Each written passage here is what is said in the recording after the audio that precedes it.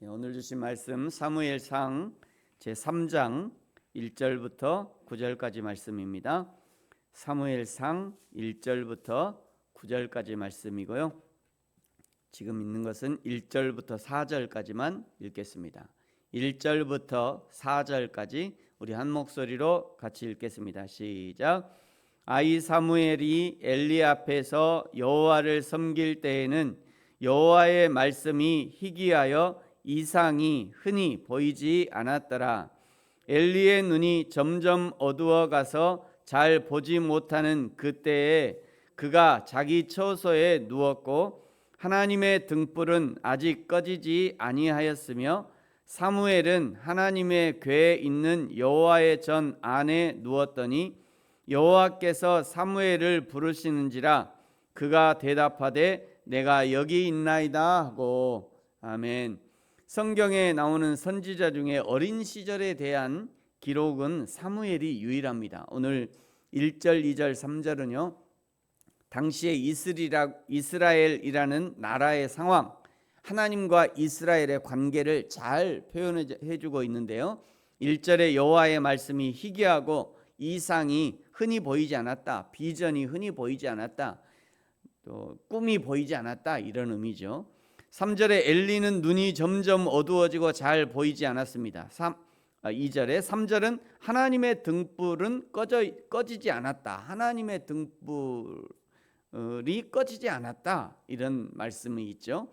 하나님의 말씀이 희귀해진 이유가 무엇이냐?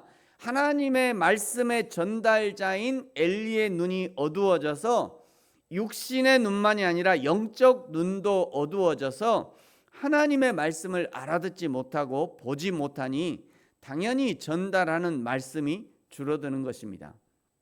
그런데도 하나님의 등불은 꺼지지 않았답니다. 물론 이것은 성전의 등불을 아침까지 켜두기 때문에 아직 기름병에 기름이 닳지 않아서 아직 불이 붙어 있는 것이지만 말씀이 희귀해진 이때에도 아직도 누군가에게 말씀을 하고 싶어하는 하나님의 마음을 표현한 것이라고 할 수 있어요.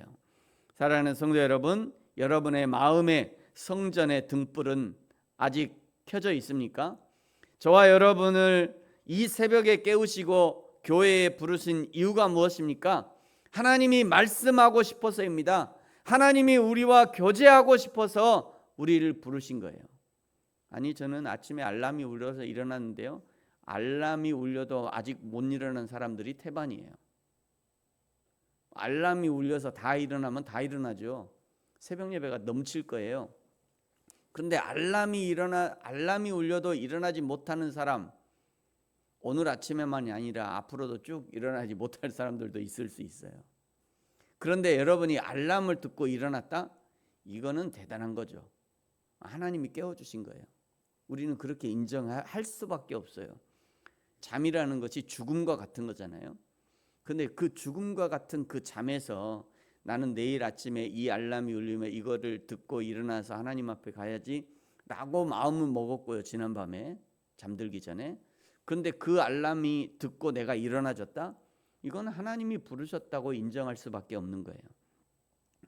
3절은요 하나님이 사무엘을 부르십니다. 4절에 하나님이 사무엘을 부르시죠. 5절에 사무엘이 부르시는 하나님의 음성을 듣고 벌떡 일어나서, 왜? 그 성전 앞에, 그 전 앞에, 그 하나님의 법궤 앞에 지금 누워 있잖아요.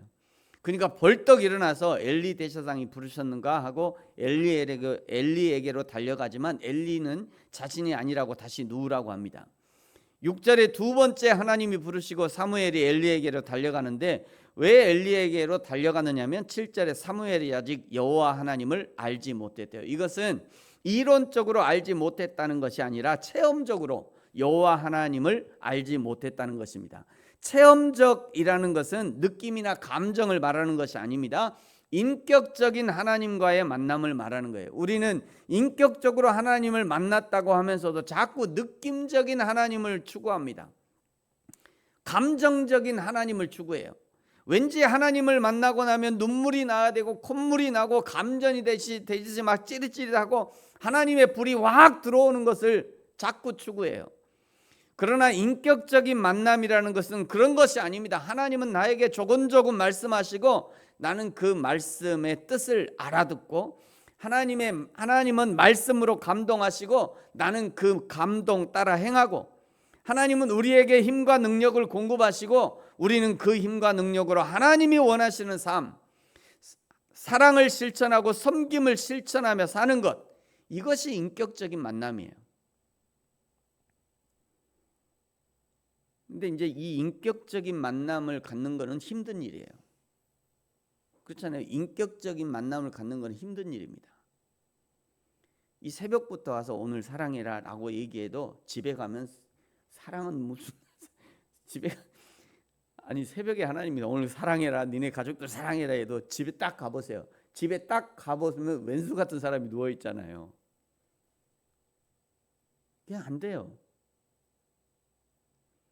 그러니까 하나님을 인격적으로 만나서 그 하나님과 인격적인 관계를 갖는다는 것은 이게 보통 어려운 일이 아니에요. 그래서 사람들은 쉬운 것만 택합니다. 쉬운 거를 택해요.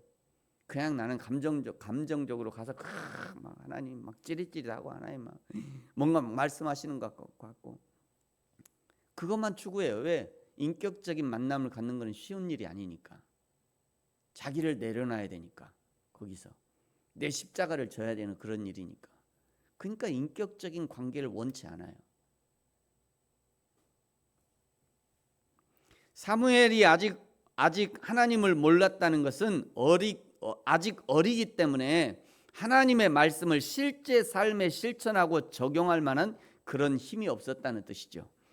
8절에 세 번째 사무엘을 부르시고요, 사무엘이 다시 엘리에게 달려가자 그때서야 엘리는 이것이 혹시 하나님의 부르심인가?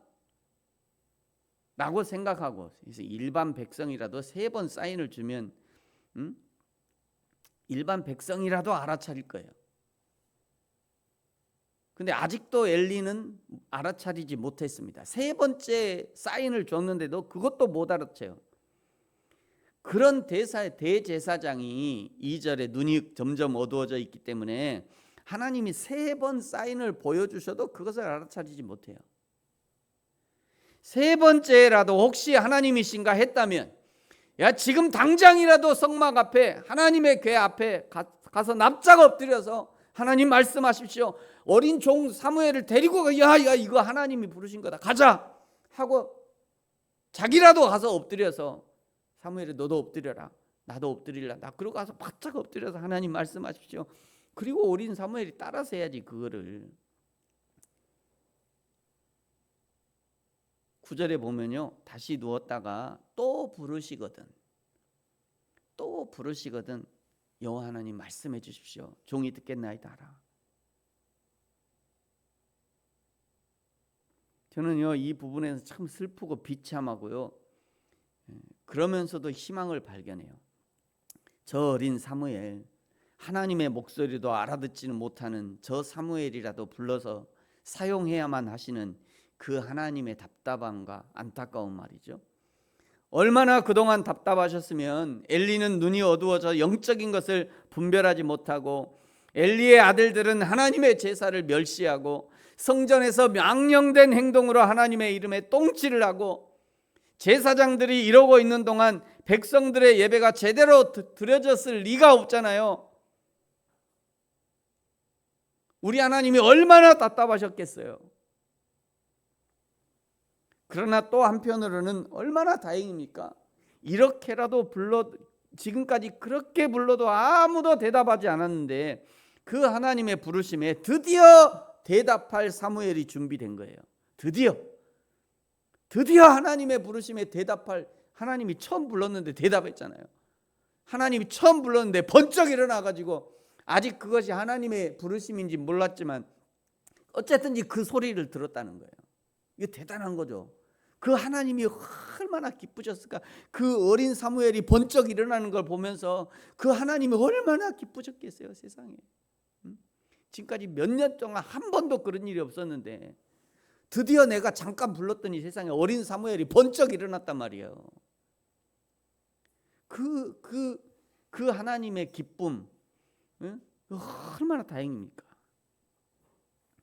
사랑하는 성도 여러분, 우리 하나님이 저와 여러분을 오늘도 부르셨어요. 여러분, 하나님이 부르시거든 하나님 이렇게 대답하십시오. 여호와여 말씀하옵소서, 주의 종이 듣겠나이다. 새벽에 일어날 때 띠리링 울리거든. 그때 벌쩍 일어나서 여호와여 말씀하옵소서, 종이 듣겠나이다. 이래 보세요.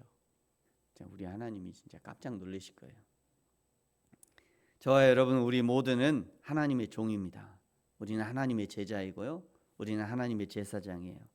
그러므로 우리 모두는 하나님의 부르심을 들을 수 있어야 합니다. 그 부르시는 하나님 앞에 여호와 하나님 말씀하여 주옵소서, 종이 듣겠나이다. 대답할 의무가 우리에게 있는 겁니다. 우리 하나님이 이 사무엘의 입에서 나온 이 대답을 듣고 얼마나 감격하셨을까 생각을 하니 저도 기쁘고 감격스럽습니다. 저와 여러분도 매일 하나님 앞에 나아갈 때 이런 마음의 자세를 가질 수 있기를 예수님의 이름으로 축복합니다. 기도하겠습니다. 하나님 아버지, 감사합니다. 이 새벽에 우리를 불러주셔서 감사합니다. 하나님의 부르심에 응답하여 우리가 여호와 앞에 나왔사오니 우리에게 말씀하시고, 기도할 때 말씀하시고, 찬양할 때 말씀하시고, 그리하여 하나님의 마음과 뜻을 알고 행하는 우리 모두가 되게 하여 주옵소서. 감사합니다. 예수님의 이름으로 기도합니다. 아멘. 하늘에 계신 우리 아버지여, 이름이 거룩히 여김을 받으시오며 나라가 임하시오며 뜻이 하늘에서 이루어진 것 같이 땅에서도 이루어지이다. 오늘 우리에게 일용할 양식을 주시옵고 우리가 우리에게 죄 지은 자를 사하여 준 것 같이 우리 죄를 사하여 주시옵고 우리를 시험에 들게 하지 마시옵고 다만 악에서 구하시옵소서. 나라와 권세와 영광이 아버지께 영원히 있사옵나이다. 아멘.